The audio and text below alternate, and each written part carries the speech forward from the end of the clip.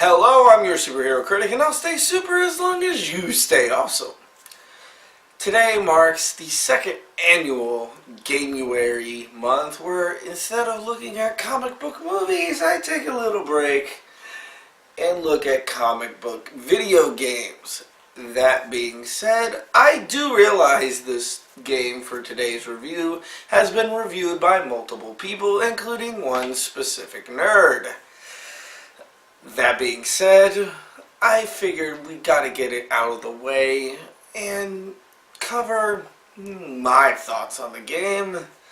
One of the worst shooters of the entire NES library, the Silver Surfer NES video game.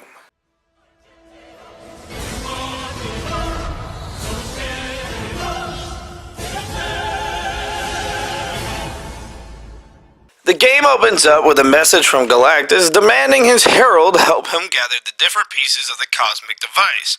We are then taken to a Mega Man style stage select screen where you can pick different stages, all representing Silver Surfer villains.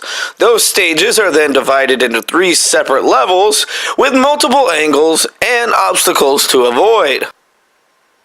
One of the things about this game is that every single little thing can kill you. If it's not the bullets flying at you in every single direction, all at the same time, so you've got to dodge all of that at once, you also have to avoid running into the walls or avoid any of the oncoming things coming into your direction from this way. And on top of that, you're given limited space. And guess what? You only have 1 fucking hit point. No life bar, no multiple hits, no. 1 fucking hit point and you are fucking dead. Period. End of story. Move on. You have 3 lives and about 4 continuous. It's bullshit. With that out of the way, let's talk about powers. The A button, of course, is your normal shooting button, but the thing that pisses most off is that your secondary power is not activated by the B button.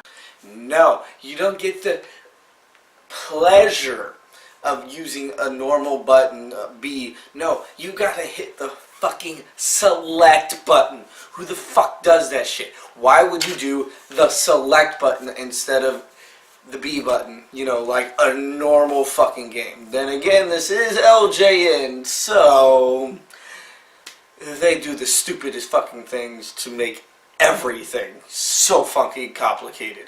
If you can actually manage to finish beating each stage's 3 levels, despite how hard and unfair the level designs are, you are greeted with a boss battle, which are not even the supervillains promoted for each world. Instead, you're met with generic bosses like a lizard and a gargoyle. You are then presented with one of the pieces of the cosmic device. You are then faced with the final boss, which you have to beat the same way as the rest of the bosses, and you have magically beaten this game. So there was Silver Surfer for the NES. If you can manage to beat this fucking piece of shit of a game, I congratulate you. I personally have never done it, and I probably never will. But all this rage in me from talking about this game has brought me to yet another shooter. But we'll talk about that next week. So, with that being said, I'm your superhero critic, and I'll stay super as long as you stay awesome. Okay, thank you for watching this video. If you enjoyed it, hit that like button, hit that subscribe button.